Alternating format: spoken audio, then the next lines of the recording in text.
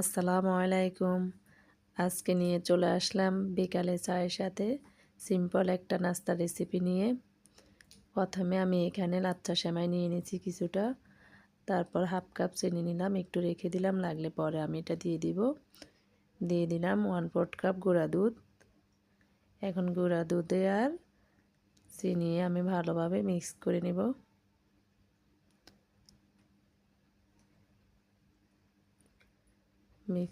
ভালোভাবে মিক্স করা হয়ে গেলে আমি এতে ডিমটা অ্যাড করে নেব।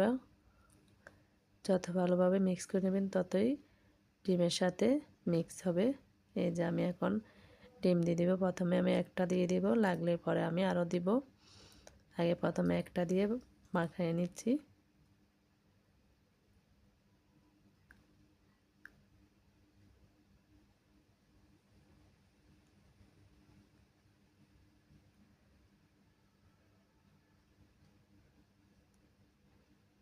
আমি এখানে আরও একটু ডিম অ্যাড করে দিলাম, দিয়ে এই যে আমার মাখানো হয়ে আসছে।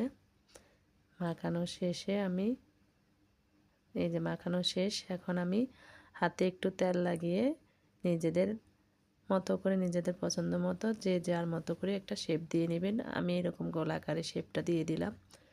সবগুলো আমি এরকম গোলাকারে শেপ করে বানাই নেব। এই যে আমি কিছুটা বানাই নিছি। এখন আমি এক পাশে তেল গরম বসাই দিছি। এগুলো এখন আমি আস্তে আস্তে তেলের মধ্যে দিয়ে দিব।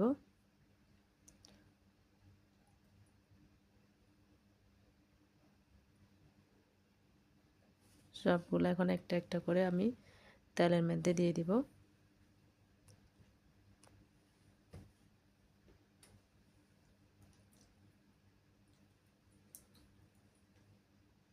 সবগুলো দেওয়া শেষ। এই যে এভাবে আমি তেলের মধ্যে মিডিয়াম আঁচে ভাজা নেব, উল্টে পাল্টে বাদামি কালার করে ভেজে নেব। এটা জোরে আগুন দেওয়া যাবে না, হালকা মিডিয়াম আগুনে ভাজতে হবে। আমার ভাজাটা হয়ে গেছে, দেখেন খুব সুন্দর একটা মচমচে পিঠা হয়েছে। খেতেও অসম্ভব মজার। বাসায় ট্রাই করে দেখবেন একবার হলো। কেমন হলো আমার ভিডিওটা কমেন্টে জানাবেন।